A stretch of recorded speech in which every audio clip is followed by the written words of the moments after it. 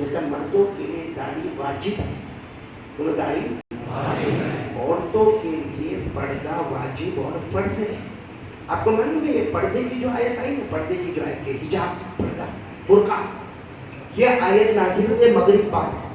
آپ اگر غور کرو گے پردے کا حکم کب آیا؟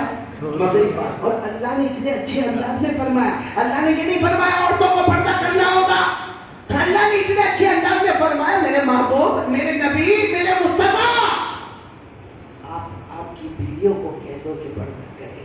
اللہ کی سچ بتاؤ، ہمارے نبی کی بیویوں سے بڑھ کر کوئی پاک دامن ہماری تو ماں، بولو ہماری ماں۔ لیکن اللہ فرماتے ہیں میرے نبی آپ اپنی بیویوں کو کہہ دو، آپ اپنی بنات طاہرات کو کہہ دو، اللہ کی قسم آپ کی بیٹیوں کو کہہ دو کہ پردہ کرے۔ سچ بتاؤ فاطمہ سے بڑھ کر کوئی پاک دامن، عائشہ سے بڑھ کر، حفصہ سے بڑھ کر، جویریہ سے بڑھ کر، ماریہ سے بڑھ کر کوئی پاک دامن نہیں، ام سلمہ سے بڑھ کر بولو کوئی پاک دامن نہیں۔ لیکن اللہ فرماتے میرے نبی آپ کی بیویوں کو کہہ دو، آپ کی بیٹیوں کو کہہ دو، اور تمام عورتوں کو کہہ دو کہ وہ پردہ کرے۔ یہ آیت کب نازل ہو گئی ہے؟ بولو ساتھ میں بولو، برابر سننا تھا کہ کڑی کو کڑی سے جوڑنا، میری ماں بہنیں بھی سنیں۔ یہ آیت کب نازل ہو رہی ہے؟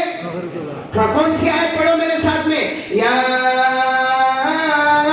ایھا النبی قل لازواجک وبناتک ونساء المؤمنین یدنین علیہن من جلابیبہن۔ مغرب کی آیت نازل ہوئی، سننا۔ اس زمانے میں مسجد میں مرد بھی ہوتے تھے اور عورتیں بھی ہوتی تھی۔ ابھی آیت نازل ہو گئی، فجر میں جتنی عورتیں آئی سب بڑی بڑی چادر اوڑھ کر آئی، صرف دو آنکھیں نظر آئے، باقی کچھ نظر۔ اب ایک عورت جو دور سے آنے والی، ایک صحابیہ، بولو رضی اللہ تعالیٰ عنہا، وہ دور سے آنے والی، اسے نہیں معلوم کہ پردے کا حکم نازل ہوا، وہ اپنے 8 سال کے بچے کو لے کر اپنے گھر سے چلی، اور اس زمانے میں اندھیرے میں چلی۔ جیسے وہ مسجد نبوی میں آئی اور جہاں ساری عورتیں بیٹھی تھی وہ صحابیہ آئی، تو حیران ہو گئی، سب نے بڑی بڑی چادریں رکھ بیٹھی ہیں اور میں تو ایسے ہی آئی۔ تو عورتوں کو کہتی کیا ہوا، تم نے یہ بڑی بڑی چادر کیوں یہ پڑھ لیا ہے، چہرہ کیوں چھپا لیا ہے؟ تو ان عورتوں نے کہا بہن تجھے نہیں معلوم کل رات کو عورتوں پر پردہ فرض ہو گیا، آیت کریمہ آنے اور آیت کریمہ سنائے۔ وہ عورت روئی ہے، وہ صحابیہ روئی ہے، کتنے سال کے بچے کو نہیں رکھی، 8 سال کے بچے کو کہتی جا گھر جا، اپنے گھر سے چادر لے کر جا، اپنے گھر سے چادر لے کر آ۔ اب وہ 8 سال کا بچہ اپنی ماں کی بات مان کے جا رہا ہے، حالانکہ اس زمانے میں لائٹ بلب ٹیوب لائٹ روشنی کچھ نہیں، وہ بچہ راستے میں گرا، بچہ 8 سال کا بچہ دوڑا گیا، سڑک بھی ٹوٹی ہوئی اور اس کو ہاتھ میں مار لگی، پاؤں میں مار لگی، لیکن گھر گیا جہاں امی نے بتایا تھا وہاں سے چادر لی اور چادر نکل آیا اور آ کر کہتا امی میرے کو بہت ہاتھ میں مار لگی، میرے کو بہت پاؤں میں مار لگی، میں لگڑا تھا چل کے آیا۔ ماں نے کچھ نہیں کیا، پھر اس پردے کو باندھا۔ بولو سبحان اللہ۔ فجر کی نماز ہو گئی، بولو فجر کی نماز۔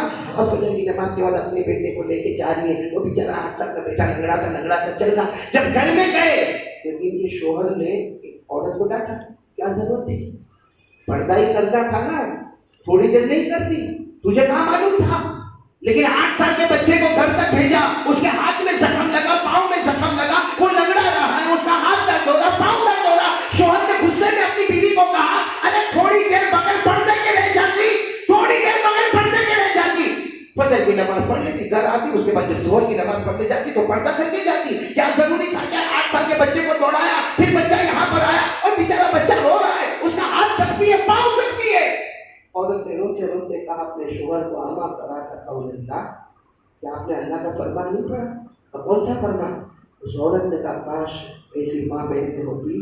اور اس عورت نے کہا اللہ کا فرمان ہے کہ جب میرا حکم آئے، مصطفیٰ کا حکم آئے، اسی وقت سے آپ کی مرضی ختم ہوتی ہے، اللہ رسول کی مرضی شروع ہو جاتی ہے۔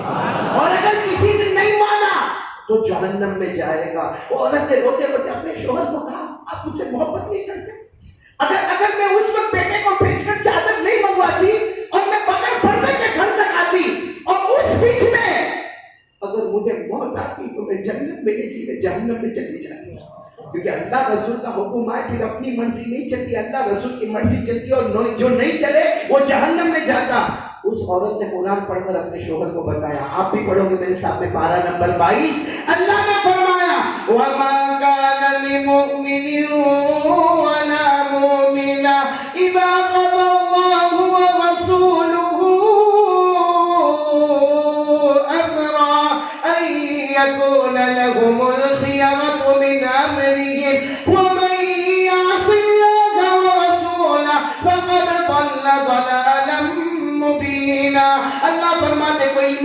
مرد ہوگا. میری ماں بہن نے سنے اللہ فرماتے والا مومنہ کوئی ایمان والی عورت ہوگی, اللہ رسول کا حکم آ جائے اور پھر مخالفت کرے تو جہنم.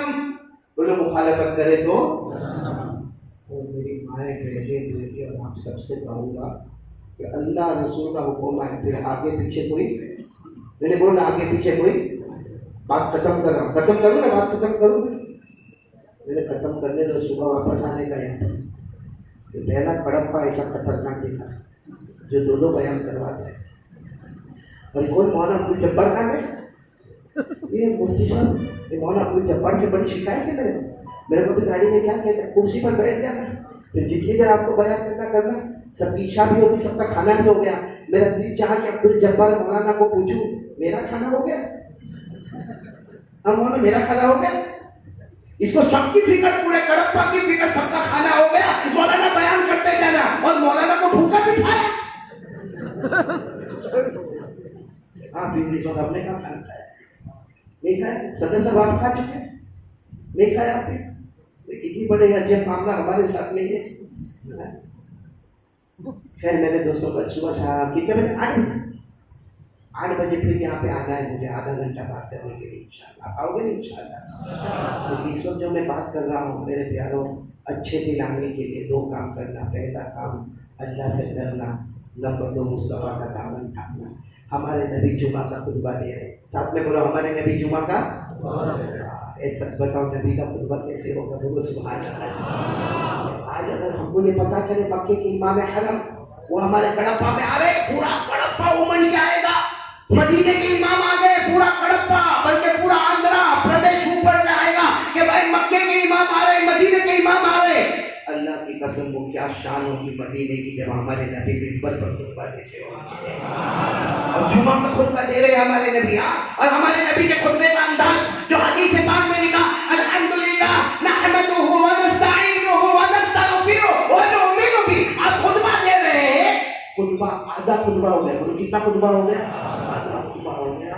وہ سامنے دور سے ہمارے نبی تو منبر پر کھڑے, حضرت عبداللہ ابن مسعود آ رہے ہیں. کون آ رہے ہیں؟ حضرت عبداللہ ابن. سوال ہوتا ہے یہ جمعہ میں تھے وہ بھی صحابی, وہ بیچارے خود فرماتے میرے کپڑے تیار نہیں تھے. کیا تیار نہیں تھے؟ کپڑے جمعہ میں پہننے کے واسطے کپڑے تیار نہیں تھے, وہ کپڑے دھوئے ہوئے تھے, تو اس کے لیے میں تھوڑا انتظار کر رہا تھا. حضرت عبداللہ ابن مسعود آ رہے ہیں اور ہمارے نبی کا خطبہ جاری اور ساری عربی فصاحت بلاغت سلاست طلاقت اللہ نے سب مہارت ہمارے نبی کی زبان مبارک میں رکھی. پورا مجمع بولے نبی کی زبان کتنی مبارک ہوگی کہ اللہ فرماتے میرے محبوب کہتا جا, فرماتا جا, بولتا جا, زبان تیری ہوتی ہے, کلام تو اللہ کا ہوتا ہے. تو خطبہ بھی زبان نبی کی, کلام اللہ کا پڑھو نا. وَالنَّجْمِ إِذَا هَوَىٰ مَا ضَلَّ صَاحِبُكُمْ وَمَا غَوَىٰ وَمَا يَنطِقُ عَنِ الْهَوَىٰ إِنْ هُوَ إِلَّا وَحْيٌ يُوحَىٰ. اللہ فرماتے میرے محبوب کہتا جا, بولتا جا, زبان تمہاری ہوگی, کلام خطبے میں ہمارے نبی کوئی واقعہ بیان کر رہے اور واقعے میں ہمارے نبی نے فرمایا اجلسو, مانے بیٹھ جاؤ. مانے کوئی واقعہ چل رہا تھا اس میں ہمارے نبی نے فرمایا, بولو کیا فرمایا؟ اجلس, یعنی بیٹھ جاؤ.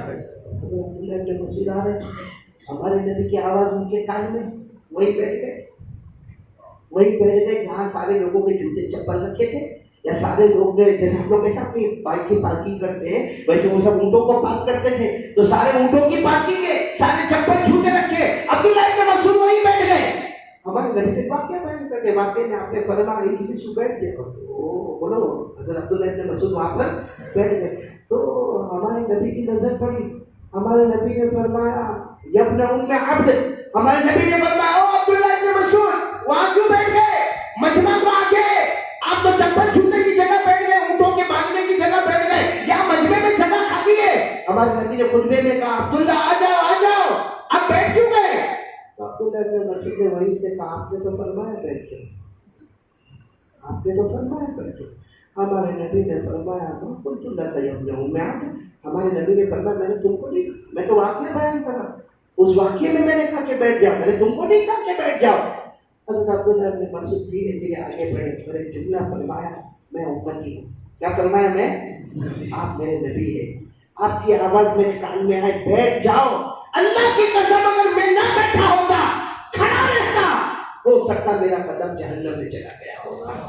نبی کی آواز آئے بیٹھ جاؤ. پھر امتی میں کیا ہمت ہے کہ نہ بیٹھے. ہمارے نبی ایسا جواب دیا. فرمایا اندر جبریل آئے کہا سنو میرے پیارے نبی عبداللہ ابن مسعود نے جو زمین پر کہا ہے اللہ نے آسمان پر وہی فیصلہ کر دیا ہے.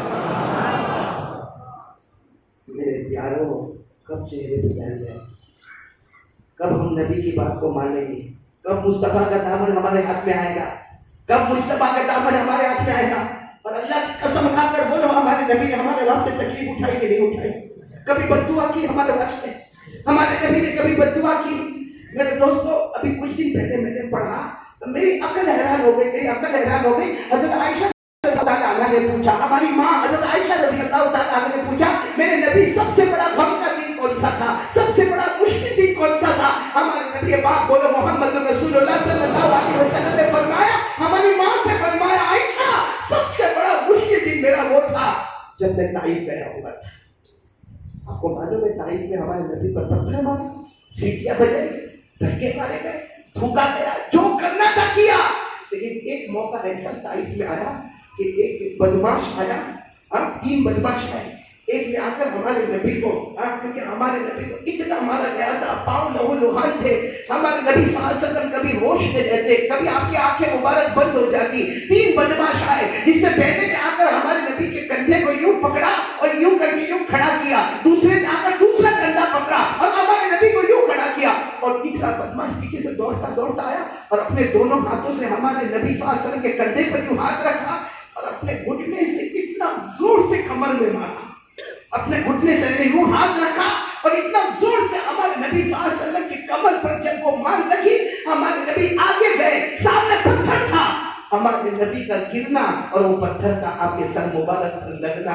میرے پیاروں ہم ہوتے تو کیا کرتے, ہم ہوتے تو کیا کرتے, روتے چلاتے, اس کو دھکا دیتے.